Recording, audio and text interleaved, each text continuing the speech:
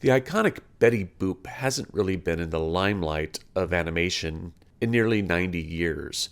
There was a brief resurgence in the 1980s, but her iconic image has lasted for all this time and has been a status symbol of femininity, charm, and strength for ages. Her iconic image was on full display Wednesday afternoon when I saw the show, and I'm not just referring to the marquee on the Broadhurst edifice. Numerous fans came into the theater, young and old alike, donning their Betty Boop regalia. It was great to see that at almost a century later, Betty Boop still maintains her icon status.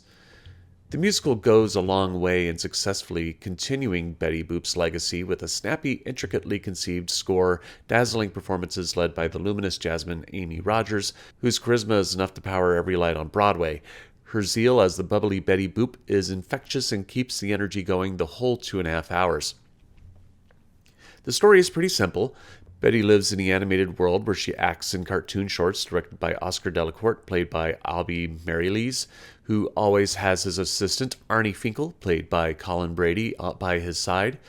The color palette of the animation side is all black, white, and shades of gray because they're black and white cartoons. The detail of color and shading in the scenic design by David Rockwell and lighting by Philip S. Rosenberg is beautifully done. Betty, looking for deeper meaning to herself, decides to use an interdimensional device created by Grampy, played by Stephen DeRosa, as one does, and travels to the real world where she goes on a journey of self-discovery. She quickly meets jazz musician Dwayne, played by Ainsley Melham, and his sister Trisha, played by Angelica Hale, who, by the way, gives an endearingly charming performance whose energy is only matched by Jasmine Amy Rogers herself. Trisha is a rabid Betty Boop fan. Decked out in her own Betty Boop-themed attire, the two become quick friends, and Betty starts to fall in love with Dwayne, which Dwayne quickly reciprocates. She's introduced to Trisha and Dwayne's Aunt Carol Evans, played by Anastasia McCleskey, a campaign manager for Raymond Demarest, played by Eric Bergen, who is running for mayor of New York City and is a grade-A slimeball. It's no coincidence that once Betty enters New York City, she is overwhelmed by the brilliant colors of the real world, but Raymond is dressed in gray the entire show. Great choice by Mitchell and costume designer Gregg Barnes. When the show transfers into color, it is in-your-face brilliant with a rainbow of flashy costumes and lights, really making Betty's first exposure to color strike the senses. But Betty is a cartoon, and since her world was created to have her be the center of it, her world will die without her, so Grampy must travel into the real world to bring her back. In doing so, he is sidetracked by an old flame from a previous visit to the real world, Valentina, played by theater legend Faith Prince, returning to the Broadway stage after a 9-year absence. She even gets a song called A Cure for Love about how being in love can give you a cold, a not-so-subtle nod to her time playing Adelaide in Guys and Dolls back in 1992. Where the show misses the mark for me, as much as I like the fish-out-of-water exploratory story, we are introduced early on in the show that Betty's world will end if Grampy can't get her back to her world. That plot is almost completely ignored for most of the show. We're given these huge stakes and then basically say, yeah, we're not going to really focus on that. It's the most life or death plot element of the story, and we're going to ignore it for the fluffier, feel-good plot elements? It kind of kills the tension. Plus, this is Betty's first time in the real world. I would have liked some existential dilemma for her, like let her discover who created her and what it was like in the 1930s in our world and what she meant to people then and now. Think of her coming face to face with a picture of Helen Kane or baby Esther, two people widely considered to be the inspiration for Betty Boop's design.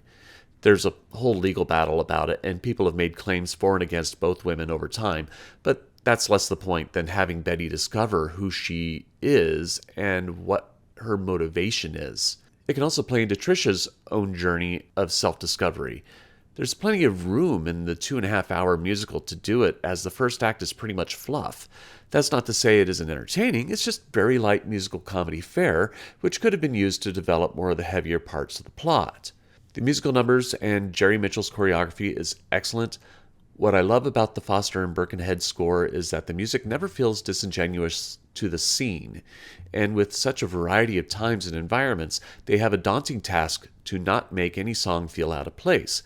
The opening number, A Little Versatility, is a delightful Busby Berkeley-esque number. When Dwayne takes Betty to a jazz club, the I Speak Jazz number is a tight, brassy, jazzy number.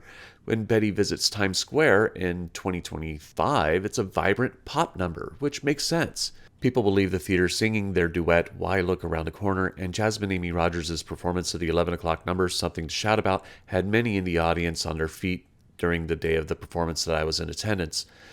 Mitchell also adapts the choreography to match the style, from tap to hip-hop and jazz. Boop the Musical is a wonderfully enjoyable show. I just wish the story was fleshed out better. It remains very surface level and could have gone deeper into Betty's journey of self-discovery. Also, the threat of her world being destroyed because of her interdimensional travel is swept under the rug most of the show, which is also unfortunate, and it lowers the show's stakes. Still, there's a lot to love about Boop the Musical. It's a very family-friendly show, infectious and vibrant, full of life, color, energy, and inspiration. If you want a light day of blissful musical theater with nothing portentous or heavy in plot, Betty Boop is the show for you. But I am only one man's opinion, so be sure to leave yours in the comments below. If you'd like to see Boop the Musical, I'll leave a link in the description where you can get tickets. Also in the description will be links to my Patreon, Spotify, and Apple Podcast pages, as well as handles to my social media where you can support my work. You can also support me by liking and sharing this review, subscribing to the channel, and clicking the notification bell to be alerted to future reviews. My next review will be Sondheim's Old Friends. Thank you for watching, and I will see you at the theater.